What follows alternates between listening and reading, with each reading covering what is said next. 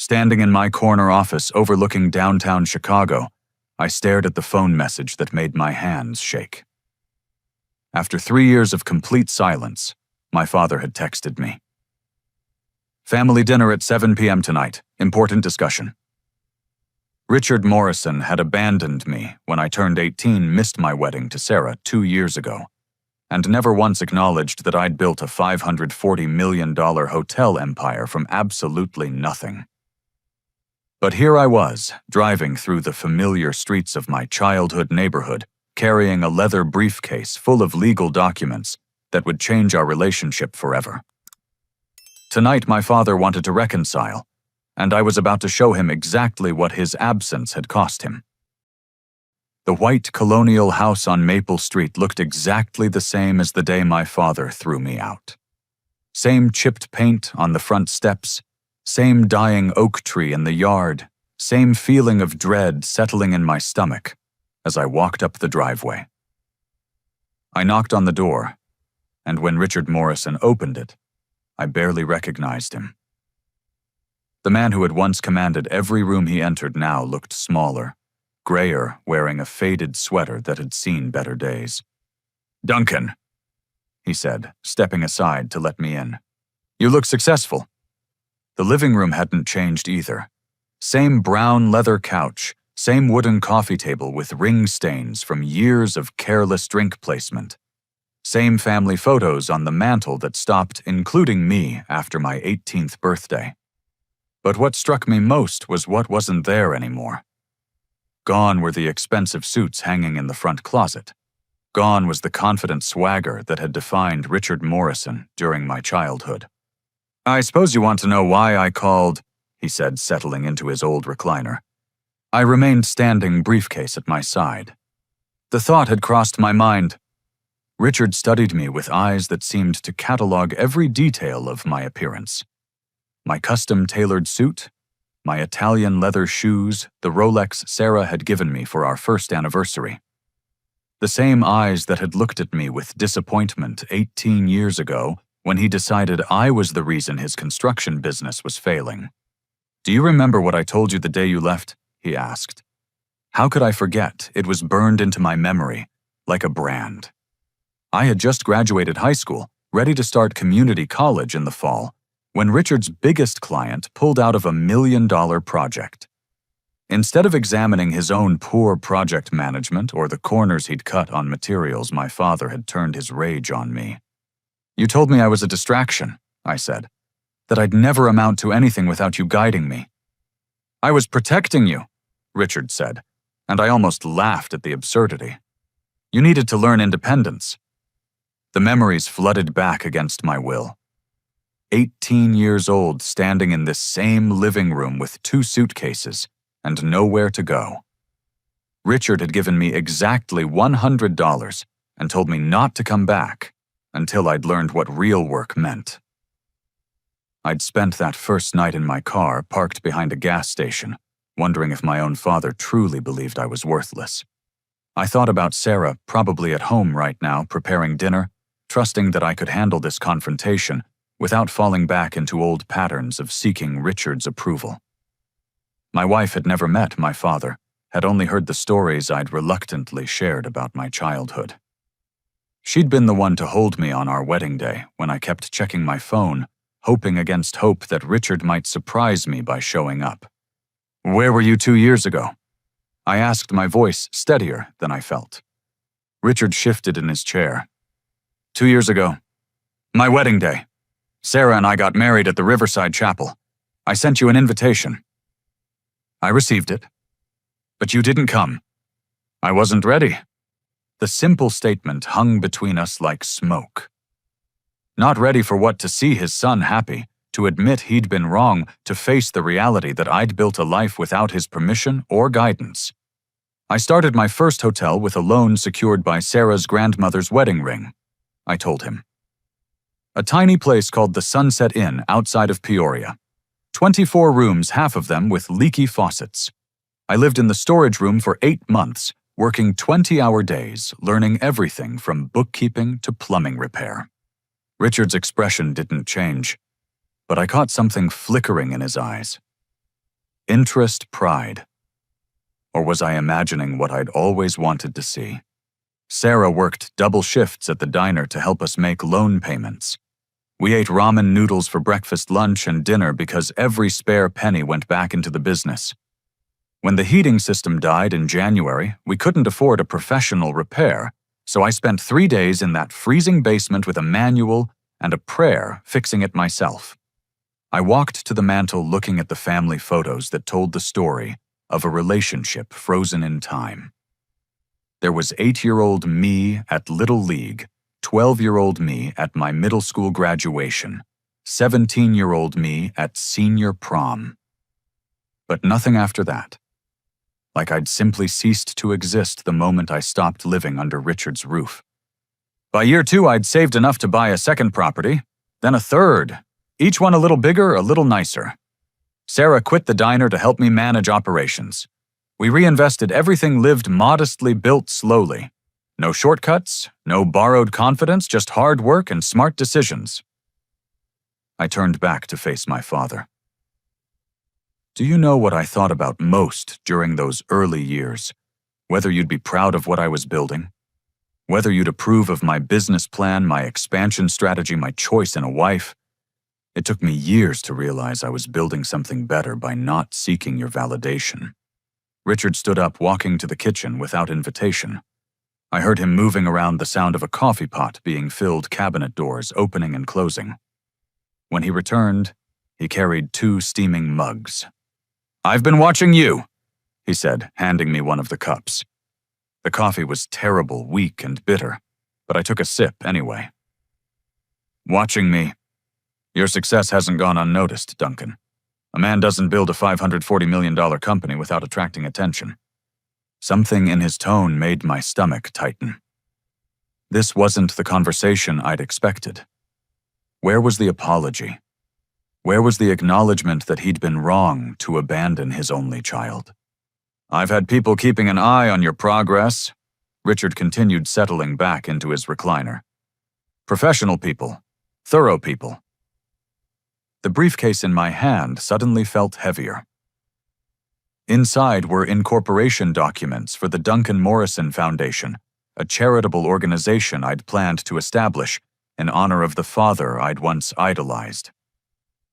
Sarah and I had spent weeks working with lawyers to structure it properly, envisioning programs that would help young entrepreneurs whose families didn't support their dreams. "What kind of people?" I asked. Richard smiled, and it wasn't the expression of a proud father. It was the smile of a businessman who'd just revealed his strongest card. "Private investigators, Duncan. I needed to make sure you were worthy of being my son again." The coffee mug slipped from my hand, hitting the hardwood floor with a crash that echoed through the silent house. Brown liquid spread across the wood, seeping into cracks between the boards, but neither of us moved to clean it up. I stared at my father, trying to process what he'd just said. "You've been spying on me." Richard didn't seem bothered by my reaction. If anything, he looked pleased with himself, like a chess player who'd just announced checkmate. "Follow me. I want to show you something." He led me down the narrow stairs to the basement, a space I'd avoided as a child because of its perpetual dampness and strange shadows. But when Richard flicked on the lights, I stepped into something that looked like a war room from a thriller movie. The walls were covered with photographs, newspaper clippings, financial documents, and building blueprints. Not random collections, but organized displays connected with red string, like a detective's evidence board. There were pictures of me taken from a distance, entering and leaving various hotel properties. Photos of Sarah that made my blood run cold, including some taken outside the doctor's office where she went for her monthly checkups. "This is my real business now," Richard said, gesturing proudly at his creation. "Information, understanding, control." I walked closer to one wall, studying the timeline he'd constructed of my business growth. Every major decision I'd made over the past 5 years was documented here. The acquisition of the Chicago Grand View Hotel, my expansion into the Minneapolis market, the renovation of the historic Riverside Plaza. Details that should have been private, known only to my inner circle of advisors. "How long have you been doing this?" "Since you opened the fourth property," Richard said. "That's when I knew you weren't just getting lucky. That's when I realized you might actually have inherited some of my business sense." On another wall, I found detailed financial reports that made my hands shake. Profit and loss statements for each of my hotels, cash flow projections, even internal memos between me and my management team. Information that should have been impossible for an outsider to obtain. "Where did you get these documents?" Richard pulled out a thick manila folder and handed it to me. When you're serious about understanding someone's business, you invest in the right relationships. Bank executives, suppliers, contractors, even some of your own employees. Everyone has a price, Duncan. Everyone wants something they can't afford. I opened the folder and felt my legs weaken. Bank statements going back 3 years, loan applications, credit reports, a complete financial profile of both my business and personal accounts. But worse than the invasion of privacy was what the documents revealed about the sources of my funding. Northside Commercial Bank, I read aloud. Prairie State Investment Group, Midwest Development Partners. I looked up at Richard. "These are all your companies." "Shell companies," he corrected. "But yes, ultimately controlled by me." The room started spinning as the implications hit me. "You own my debt." 40% of it, to be exact. "I've been quietly purchasing your loans from their original holders, consolidating your obligations under my control. Do you remember when Midwest Development Partners offered such favorable terms on your Chicago expansion below market interest rates, flexible payment schedules?" I remembered. It had seemed too good to be true, but my lawyer had assured me the contracts were legitimate. The funding had allowed me to outbid 2 competitors for the prime downtown location that became the flagship of my empire. That was you. That was me helping my son succeed, even though he was too proud to ask for help directly. The basement felt like it was closing in around me. Every major breakthrough in my business, every stroke of luck that had seemed like validation of my hard work and intelligence had been orchestrated by the man I'd been trying to prove wrong. The Riverside Plaza renovation. I said, remembering another deal that had fallen into place almost magically. The previous buyer's financing fell through at the last minute. Richard's smile widened. Amazing how often financing complications arise when the right people make the right phone calls. I heard footsteps on the stairs above us, followed by Sarah's voice calling my name. She'd followed me here, probably worried about how this confrontation might affect me. Richard heard her too, and his entire demeanor shifted. The cold businessman disappeared, replaced by a warm grandfather figure I'd never seen before. "Is that my daughter-in-law?" he asked, straightening his sweater and smoothing his hair. Sarah appeared at the bottom of the stairs, taking in the bizarre scene with wide eyes. "Duncan, I got worried when you didn't answer your phone. What is all this?" Richard stepped forward with outstretched arms.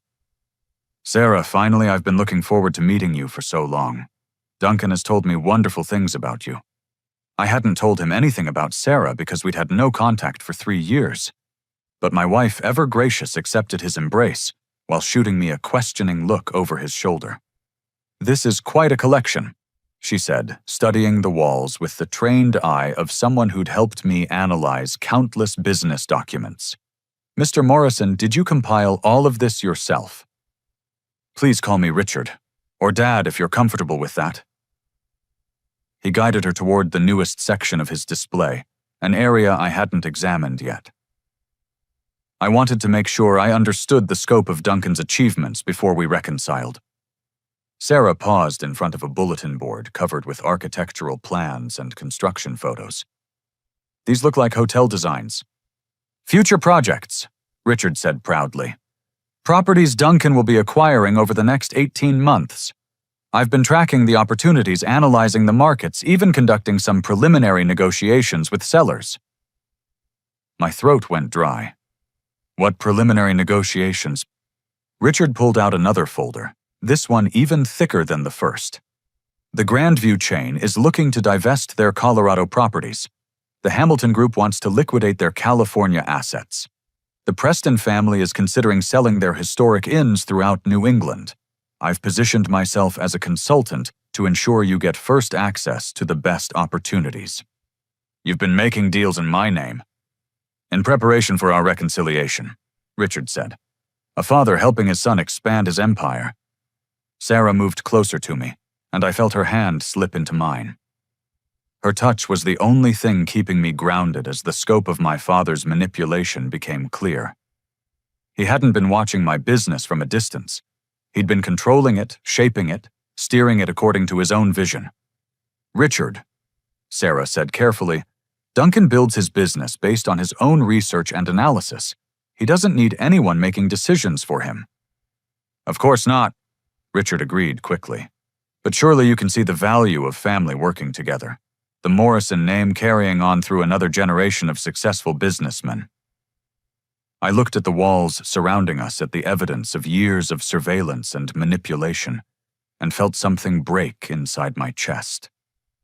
Not my heart exactly, but something deeper. The last thread of connection to the idea that Richard Morrison might somehow, someday become the father I'd always wanted him to be. How much of my success is real? I asked. Richard looked genuinely confused by the question. What do you mean?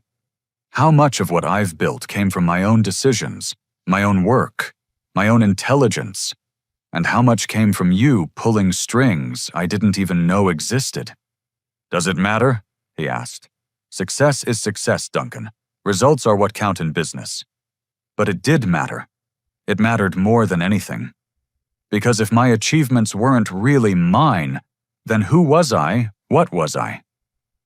Just another puppet dancing to Richard Morrison's tune, too foolish to even realize I wasn't choosing my own steps. Sarah squeezed my hand tighter, and when I looked at her, I saw understanding in her eyes. She knew what this revelation was doing to me.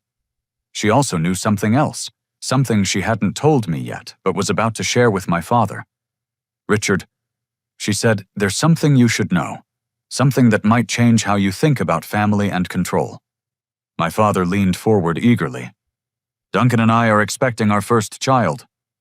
The silence in the basement stretched so long I could hear the furnace cycling on upstairs. Richard's face went through a series of expressions that seemed to move in slow motion. Surprise, calculation, and then something that looked almost predatory. A grandchild, he said softly, and I didn't like the way his voice sounded. Early spring, Sarah said, her hand moving protectively to her stomach. I hadn't wanted to share this news with Richard, at least not yet. Sarah and I had only confirmed the pregnancy 3 weeks ago, and we'd agreed to keep it private until after the first trimester. But my wife was strategic in ways that sometimes surprised me. She'd revealed our secret for a reason. This changes everything, Richard said, moving to a filing cabinet I hadn't noticed before. Absolutely everything. He pulled out a ring of keys and unlocked the top drawer, withdrawing a thick folder labeled with today's date. Inside were more photographs, but these weren't surveillance shots of my business operations. These were pictures of houses, expensive houses in good school districts. I've been monitoring real estate markets in neighborhoods with top-rated elementary schools, Richard explained, spreading the photos across a workbench. Lincoln Park, Highland Park, Winnetka. Properties that would be suitable for raising the next generation of Morrisons. Sarah's grip on my hand tightened. You've been looking at houses for us. For my grandchild, Richard corrected. A child needs stability, good schools, safe neighborhoods. The kind of environment that builds character and ambition. I studied the photographs, recognizing several properties that had recently come on the market. $3 million homes with perfect lawns, circular driveways, and the kind of old money respectability that Richard had always envied but never achieved. How long have you been planning this? I asked. Since I learned about your marriage, Richard said matter-of-factly. A successful man needs a family to carry on his legacy. I wanted to be prepared. He led us back upstairs to a room I'd never seen before, a converted bedroom that had been transformed into something that made my blood run cold. It was a nursery complete with crib-changing table, rocking chair, and walls painted in soft yellow. Stuffed animals sat arranged on shelves, and children's books filled a small bookcase. "I didn't know if you were having a boy or girl," Richard explained, "so I kept the decorating neutral." Sarah stepped into the room like she was entering a crime scene. "Richard, this is very thoughtful, but we haven't even told our families about the pregnancy yet." "I'm family," he said simply. "The child's grandfather. This room has been ready for 6 months." 6 months? Before Sarah was even pregnant, my father had prepared a nursery for a grandchild that didn't yet exist. I thought about the timeline, about the private investigators, and the financial surveillance, and realized that Richard's planning had been far more comprehensive than I'd understood. "You knew Sarah was pregnant before we told you," I said. Richard didn't deny it. "Dr. Patricia Williams, Lakeside Medical Center. Sarah's been seeing her monthly since August. My people are very thorough." The room tilted sideways, and I had to grab the doorframe to steady myself. "You've been monitoring my wife's medical appointments." "I've been protecting my family's interests," Richard said. "Do you think successful families leave important things to chance?" Sarah pushed past both of us, walking quickly toward the front door. I followed her, leaving Richard standing in his pre-made nursery, and found my wife on the front porch taking deep breaths of cold November air. "This is insane," she whispered. "I know. Duncan, he's been stalking us for years." "I know." "The pregnancy," she said, turning to face me with tears in her eyes. "How did he know before we told him?" I thought about Dr. Williams, a physician Sarah had chosen, specifically because her practice was small and private. I thought about the medical privacy laws that were supposed to protect patients from exactly this kind of invasion. "Monies," I said. "He said everyone has a price." Richard appeared in the doorway behind us, no longer playing the role of warm grandfather. "You're overreacting," he said. "Successful families look out for each other. They plan ahead. They make sure the next generation has every advantage." "By spying on them," Sarah demanded. "By caring enough to invest in their futures," Richard shot back. "Do you think Duncan built his empire by accident? Do you think his success just happened because he worked hard?" The question hung in the cold air between us. I knew the answer now, but I wasn't ready to admit it out loud. Not yet. Not while standing on the porch of the house where Richard Morrison had once told his 18-year-old son that he'd never amount to anything.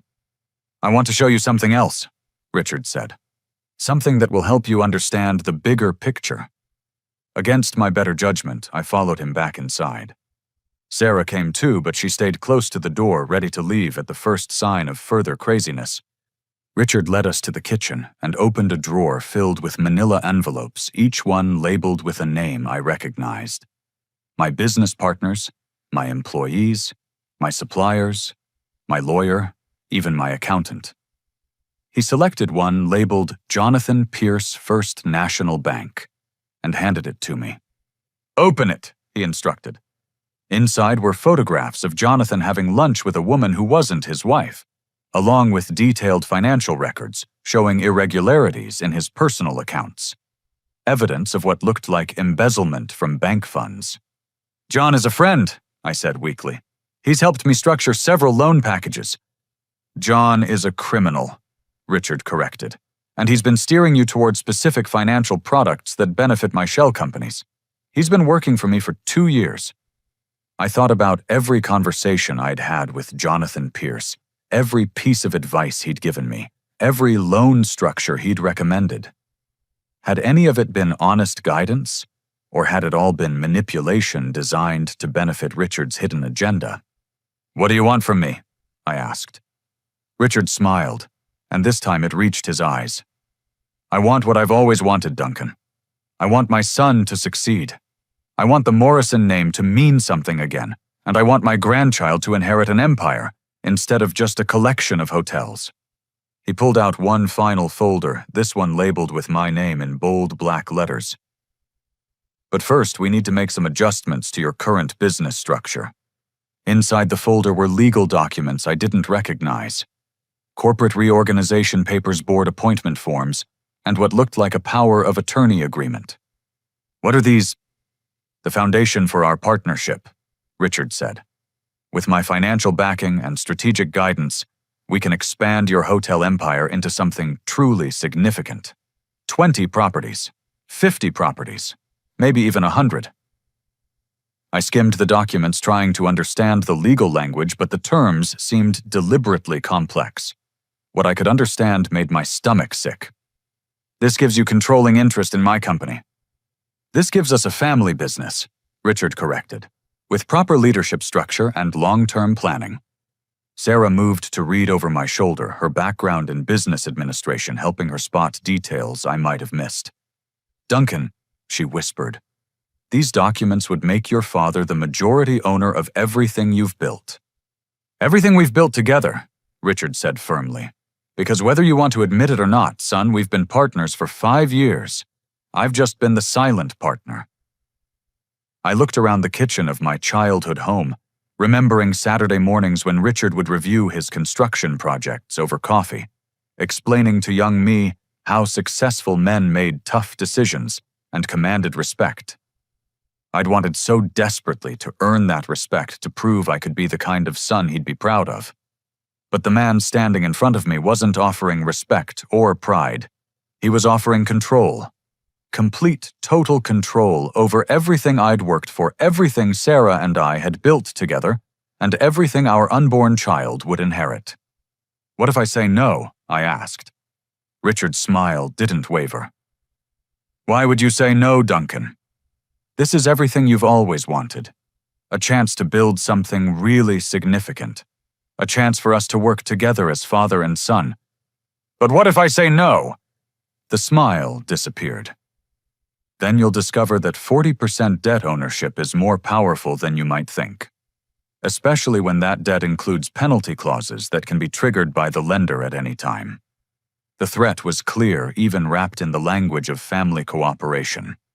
Sign the papers and accept Richard as my controlling partner or face financial destruction, designed by the man who'd spent 5 years positioning himself for exactly this moment. I thought about Sarah, about our baby, about the employees who depended on my hotels for their livelihoods. I thought about the empire I'd believed was built on my own merit and determination. And I realized I didn't know what was real anymore. Sarah grabbed my arm and pulled me toward the front door. We're leaving, now. But Richard stepped between us, and the exit, his demeanor shifting from manipulative father to cold businessman. Sit down, Duncan, both of you. We're going to finish this conversation.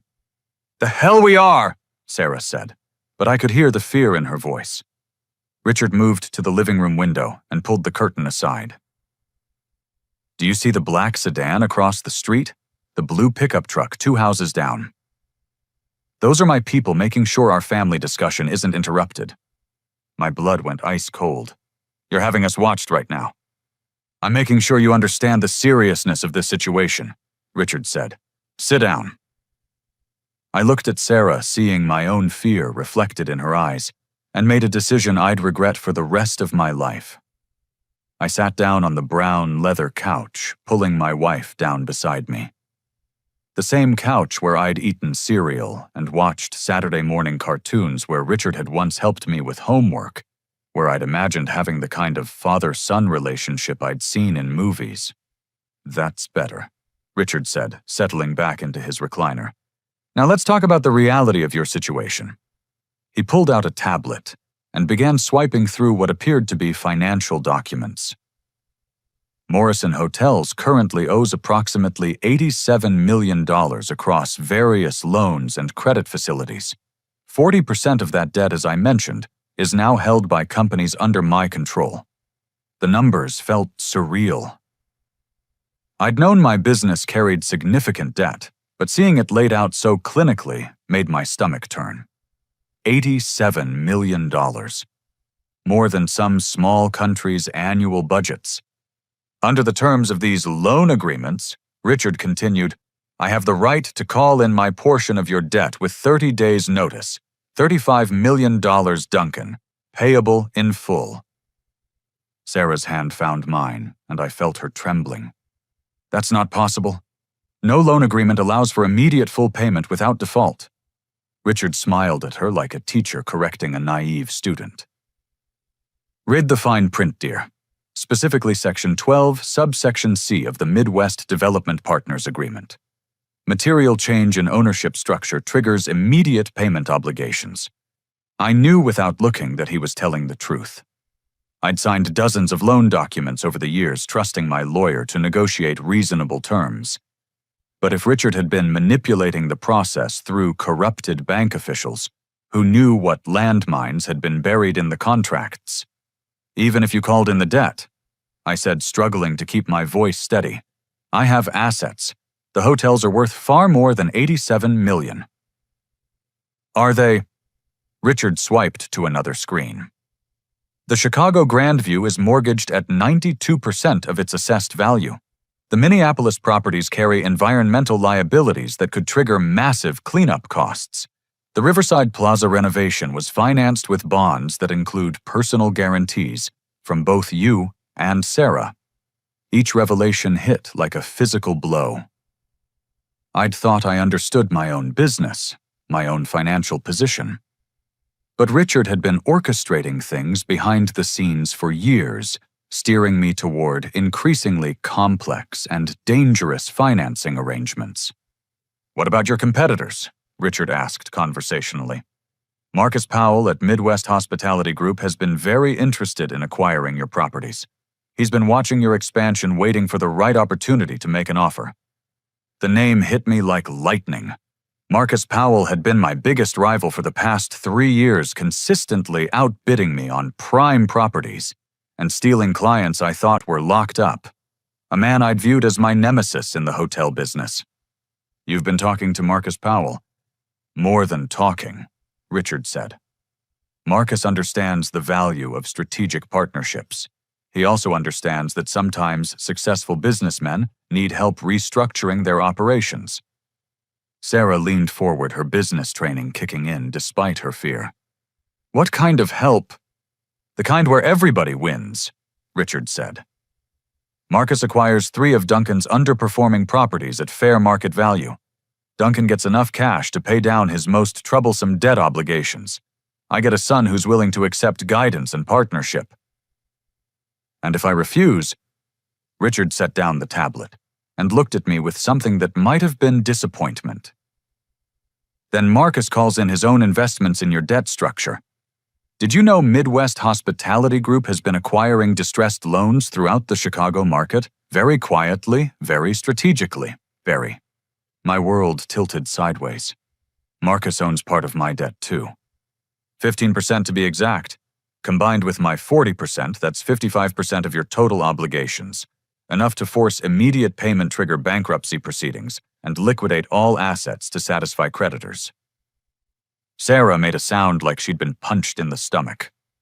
This is conspiracy. This is illegal. This is business, Richard corrected. Successful men understand that competition is just another form of cooperation. Marcus and I aren't enemies, Duncan. We're partners who've been waiting for you to mature enough to join us. I thought about every interaction I'd had with Marcus Powell, the times he'd seemed to know my expansion plans before I'd announced them, the way he'd always been perfectly positioned to outbid me on the properties I wanted most. The friendly rivalry I'd thought was just business competition. How long have you and Marcus been working together? Since you opened your 4th property, Richard said. That's when we both realized you had real potential. That's when we decided to start steering your development in a more profitable direction. Steering it how? Richard picked up the legal documents again. The locations you've chosen, the financing structures you've accepted, the expansion timeline you've followed. Do you really think all of those decisions were yours alone? I thought about the downtown Chicago property that had launched my empire into the big leagues. The deal that had seemed too good to be true, with below-market pricing and favorable financing terms. The breakthrough that had convinced me I finally understood how to compete with the major hotel chains. Marcus was supposed to buy the Chicago Grandview, I said slowly. Marcus was supposed to let you buy it, Richard corrected, after his people convinced the sellers that your offer was more attractive than his. Every success I'd celebrated, every smart decision I'd congratulated myself for making, every milestone that had proved to me that I was finally worthy of my father's respect. All of it had been theater. All of it had been manipulation. Why, I asked, and my voice came out smaller than I'd intended. Why not just give me a job in your business? Why create this elaborate charade? Richard leaned back in his recliner, and for a moment I saw something almost human in his expression. Because you needed to believe it was real, Duncan. You needed to believe you were succeeding on your own merit. Pride is a powerful motivator. But it wasn't real. The work was real, Richard said. The 18-hour days, the financial stress, the risks you took. Your dedication and intelligence were real. I just made sure they were directed toward profitable outcomes instead of noble failures. Sarah stood up, suddenly pacing to the window and back. This is insane. You've been manipulating your own son for years, lying to him about his achievements, controlling his life without his knowledge.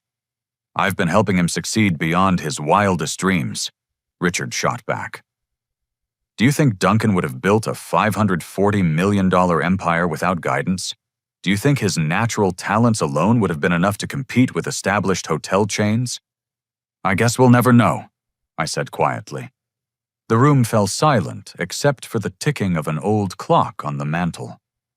The same clock that had marked time during my childhood, during family dinners when Richard would explain his business philosophy, during the arguments that had eventually driven me from this house.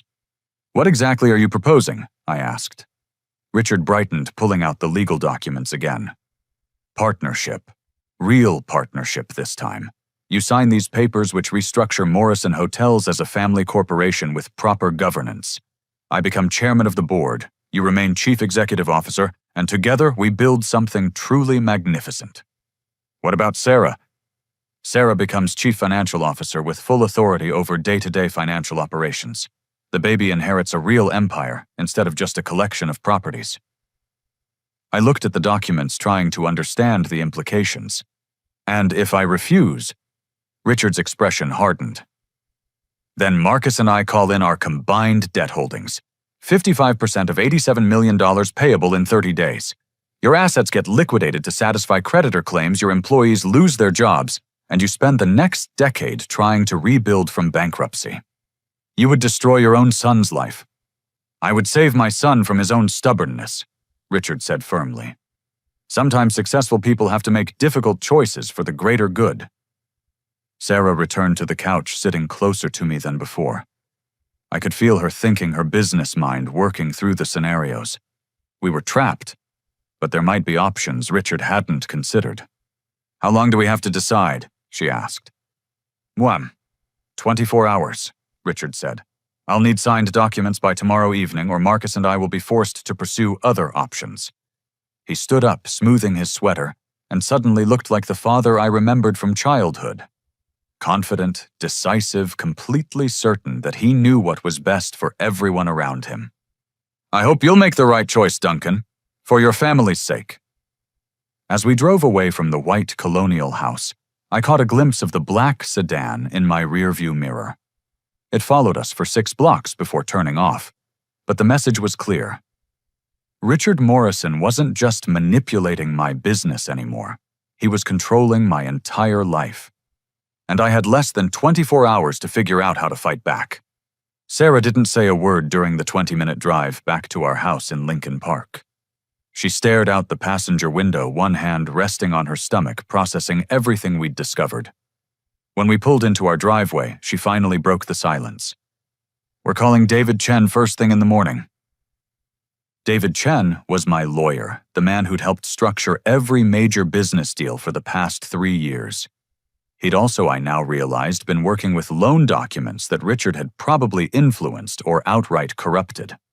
David might be compromised, I said. Then we'll find a lawyer who isn't. I looked at our house, a modest colonial that Sarah and I had bought when the business first became profitable. 3 bedrooms, 2.5 baths, a kitchen, where we'd planned out expansion strategies over takeout Chinese food. It felt like a lifetime ago that we'd been excited about adding a nursery to the 3rd bedroom. "I'm flying to Portland tomorrow," I said. Sarah turned to look at me. "Portland. My mother lives there. If she's been trying to contact me for 15 years, she might have information about Richard that could help us understand what we're really dealing with." "Duncan, we don't have time for family reunions. We have 24 hours to figure out how to save your business." "Our business," I corrected, "and my mother might be the key to saving it." That night, I lay awake, staring at the ceiling, thinking about the timeline Richard had revealed. 5 years of manipulation. 5 years of believing I was succeeding through my own intelligence and determination when I'd actually been dancing to someone else's choreography. I thought about every major decision I'd made, every breakthrough that had seemed to validate my business instincts. The properties I'd acquired, the financing structures I'd accepted, the expansion strategies that had felt so perfectly timed. How much of it had been real? How much had been Richard pulling strings I couldn't see? At 6 a.m., I called Portland Information and got a number for Dr. Linda Morrison, licensed family therapist. When a woman answered on the 3rd ring, I almost hung up. "Hello? Is this Linda Morrison?" A long pause. "Yes, who is this?" "This is Duncan Morrison." I heard the phone hit something hard, followed by the sound of crying. When she came back on the line, her voice was shaking. "Encore said, Duncan, my son?" "Yes." Oh my God, I've been trying to reach you for so long." "I know, I just found out. Richard told me you'd abandoned us when I was 12. "I would never abandon you. Never. He had me committed, Duncan. He stole everything and had me locked up in a psychiatric facility for 8 months. The story came pouring out. How Richard had discovered Linda's plans to leave him and take me with her. How he'd convinced doctors that she was having a mental breakdown, using his charm and connections to have her involuntarily committed. How he'd liquidated their joint assets while she was institutionalized, leaving her with nothing when she was finally released. "I hired private investigators," Linda said. "I fought through the courts. I've been trying to find a way to contact you for 15 years. I'm coming to Portland. Today, can you meet me at the airport?" "Duncan, I'll pick you up myself." 6 hours later, I was sitting in a coffee shop near Portland International Airport, staring at a woman who looked exactly like the mother I remembered, just older and sadder. Linda Morrison had graying hair and lines around her eyes, but the same gentle smile that had comforted me through childhood nightmares.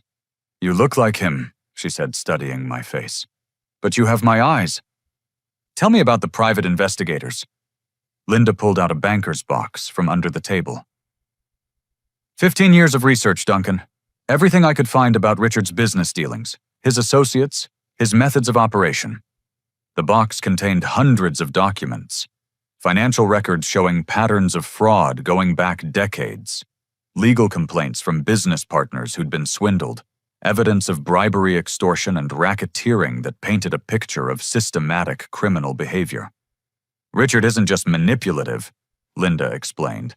"He's a career criminal who's been using legitimate businesses as fronts for money laundering and fraud." I found a folder labeled Shell Companies that made my blood run cold.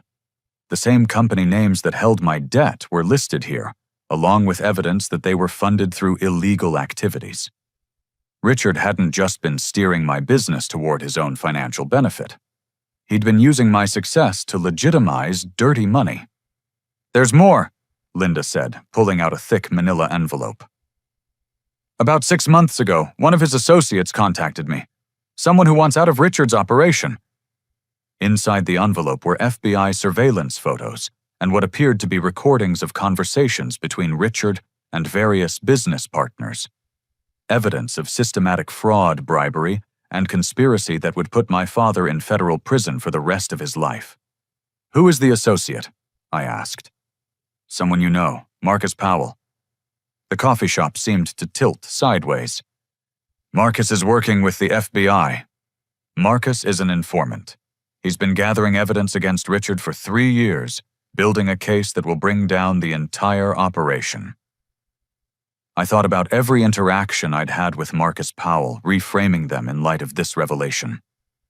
The man I'd viewed as my biggest business rival had been working undercover to expose my father's criminal empire.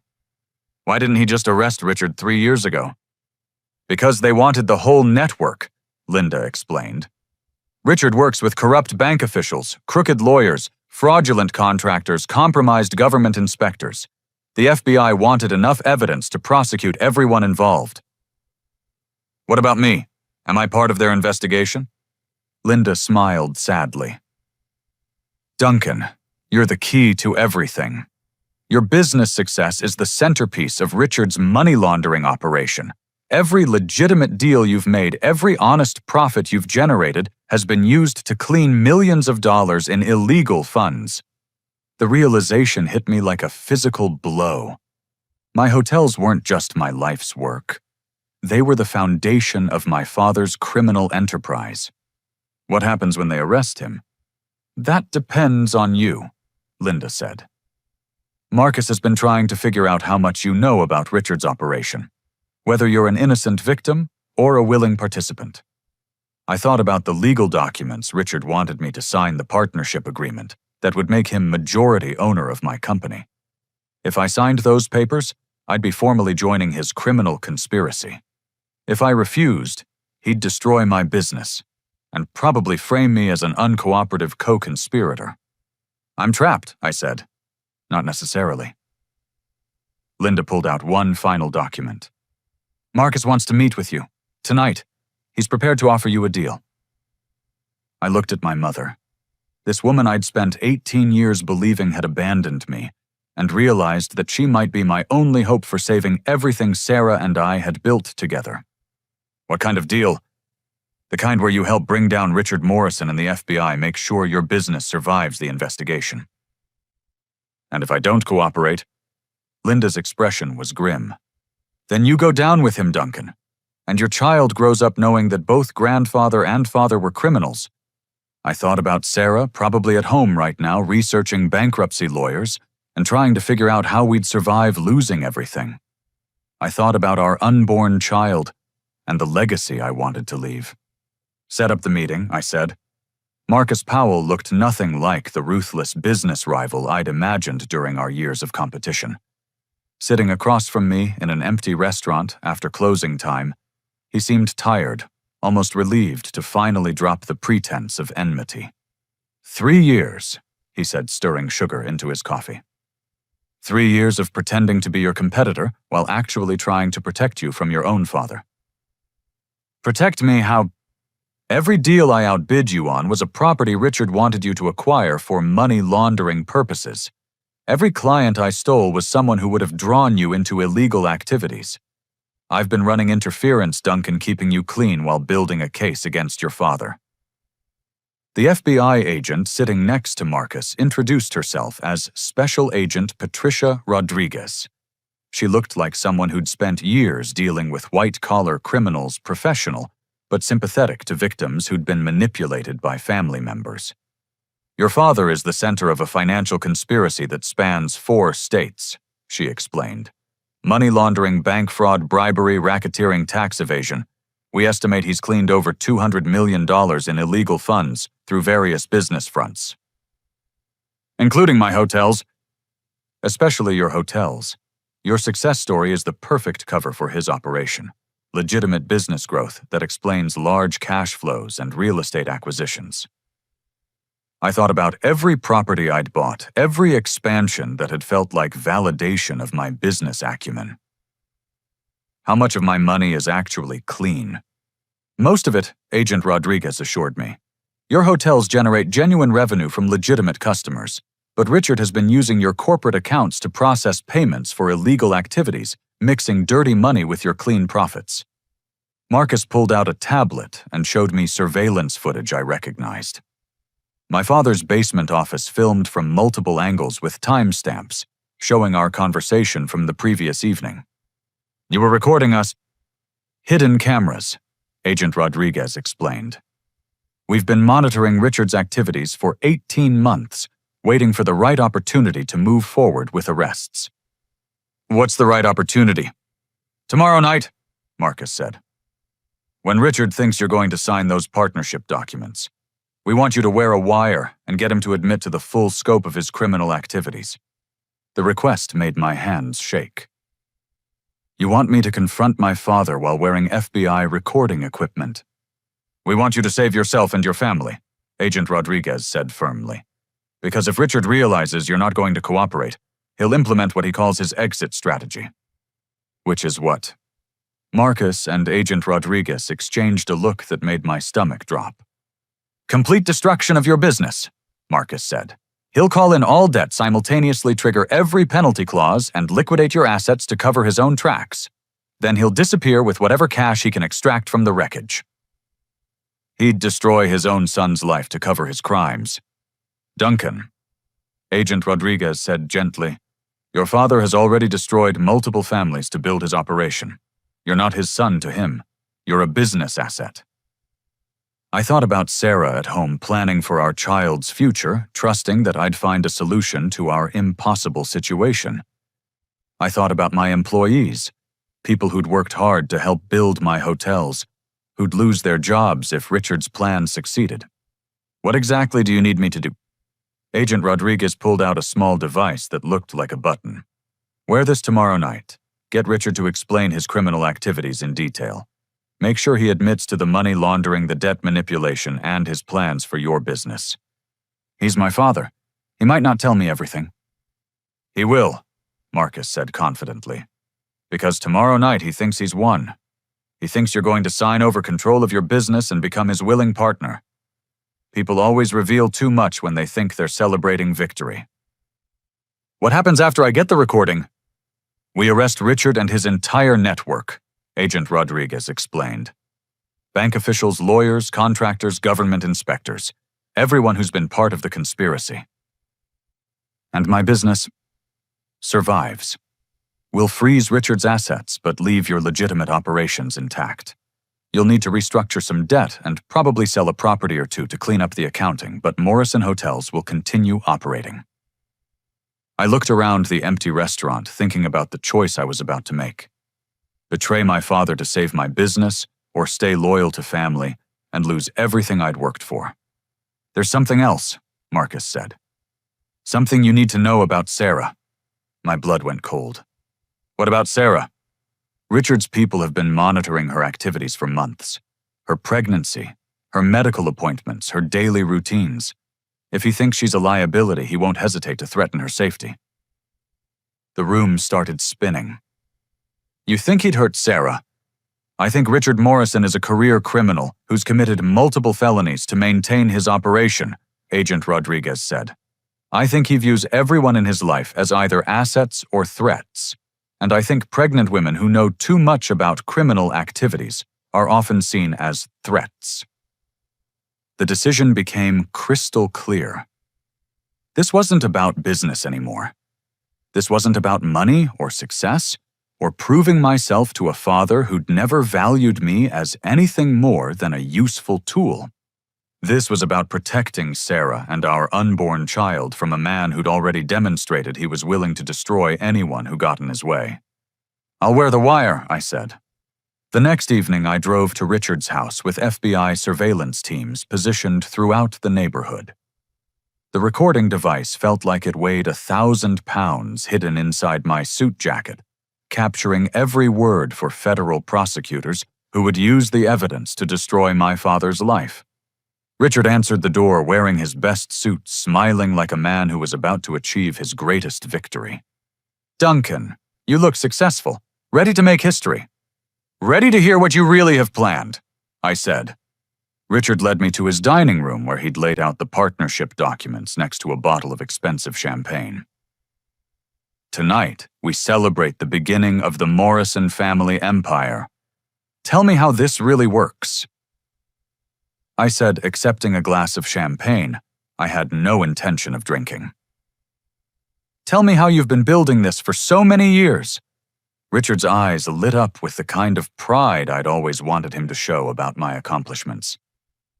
"Do you really want to know the whole story? Every detail?" And for the next 2 hours, my father confessed to decades of criminal activity, describing with obvious pride how he'd corrupted bank officials, bribed government inspectors, and used legitimate businesses to launder money for organized crime figures. He explained how my hotels had become the centerpiece of his operation, generating clean revenue that justified massive cash flows from illegal activities. He told me about his plans to expand the money laundering operation through my business, using the Morrison name and my reputation to attract even more criminal clients. He described how he'd manipulated my business decisions for years, steering me toward properties and partnerships that benefited his illegal activities. And he made it clear that if I ever tried to leave his operation or expose his activities, he'd destroy not just my business, but Sarah and our unborn child as well. "Family loyalty is everything, Duncan," he said, raising his champagne glass. "And disloyalty has consequences that last generations." At exactly 9 p.m., FBI agents kicked down the front door. 6 months later, I was sitting in my office overlooking downtown Chicago, reading the final sentencing report on Richard Morrison's federal case. 15 years in prison for money laundering, racketeering, and conspiracy. His entire criminal network had been dismantled with more than 30 people facing various charges. Sarah walked in carrying our 3-month-old daughter, Grace Linda Morrison, named after the grandmother who'd fought for 15 years to reconnect with her son. Grace had my eyes, but Sarah's gentle smile, and she'd become the center of a family that finally felt whole. "Marcus is here for your lunch meeting," Sarah said, settling into the chair across from my desk. Marcus Powell had become more than a business partner after Richard's arrest. He'd become a genuine friend, someone who understood the complexity of building legitimate success in an industry where corruption often seemed like the easier path. We'd merged our hotel operations into a single company, creating the largest independent hotel chain in the Midwest. "Before he comes in," I said, "I want to show you something." I pulled out the architectural plans for our newest project, a boutique hotel in downtown Portland that would serve as the headquarters for the Grace Foundation. Sarah and I had established the charity, with help from my mother creating programs that provided business loans to young entrepreneurs whose families didn't support their dreams. "Linda sent the first grant applications," Sarah said, sorting through a stack of letters. 23 applicants in the first month. Kids who want to start businesses but can't get traditional financing because their families won't co-sign loans. I thought about 18-year-old me sleeping in my car behind a gas station, wondering if I'd ever amount to anything without my father's approval. The Grace Foundation would make sure other young people didn't have to choose between family loyalty and personal ambition. My mother had moved to Chicago 6 months ago, buying a house 3 blocks away from ours and establishing a practice that specialized in helping families recover from financial abuse. She'd testified at Richard's trial, describing years of manipulation and control that helped prosecutors establish patterns of behavior. Emma, my 16-year-old half-sister, was spending the summer working as an intern at our corporate headquarters, learning about hotel management, while getting to know the brother she'd grown up hearing about.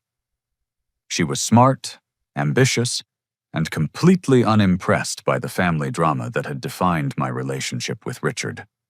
"You know what's funny?" Emma had said during our first real conversation. "Mom always told me you were the strongest person she'd ever known because you built a life without your father's help.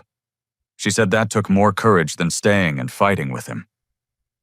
I'd realized then that my mother had been proud of me long before I'd achieved any business success. She'd been proud of the 18-year-old who'd chosen independence over manipulation, who'd worked 20-hour days rather than accept help that came with strings attached. Marcus knocked on the office door carrying lunch from the deli down the street. Over sandwiches and coffee, we reviewed plans for expanding our hotel chain into the Denver market using completely legitimate financing and partnerships with community banks that specialized in supporting local businesses. "Any word from the federal prosecutors?" Marcus asked. "Richard's assets will be liquidated to pay restitution to his victims," I said. "The house on Maple Street, his investment accounts, even that bizarre surveillance room in the basement. Everything gets sold to compensate the people he defrauded over the years." "What about his attempts to contact you from prison?" I pulled out a stack of letters I'd received, but never opened. Richard had been writing to me weekly since his conviction, presumably trying to explain or justify his actions. The prison return address was enough to tell me everything I needed to know about their contents. "Some relationships can't be repaired," I said. "Some trust can't be rebuilt. Richard Morrison was never really my father. He was a criminal who happened to share my DNA." Sarah shifted Grace to her other arm, and our daughter made the small cooing sounds that had become the soundtrack of our lives. "Tell them about the speaking engagement. I'd been invited to address the National Association of Young Entrepreneurs about building businesses without family support. The speech would focus on recognizing manipulation disguised as help maintaining independence while accepting legitimate guidance and learning the difference between family loyalty and enabling criminal behavior. The hardest thing I planned to tell the audience is realizing that someone you love has been using that love to control you. The second hardest thing is choosing to protect yourself and the people who depend on you, even when it means losing the relationship you'd always hoped could be repaired." Marcus finished his sandwich and pulled out his tablet, showing us surveillance photos from Richard's trial. "You know what struck me most about the evidence? How elaborate his manipulation was.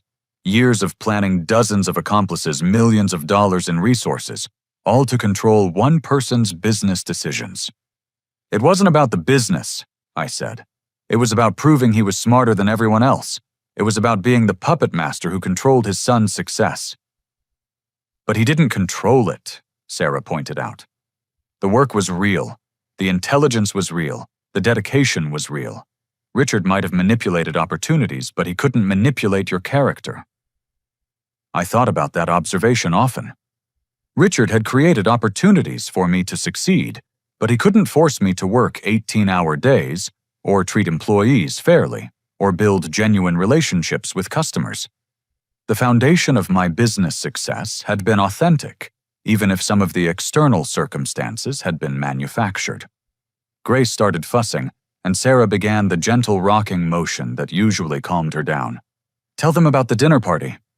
Tomorrow night our house would host a family dinner unlike anything I'd experienced growing up.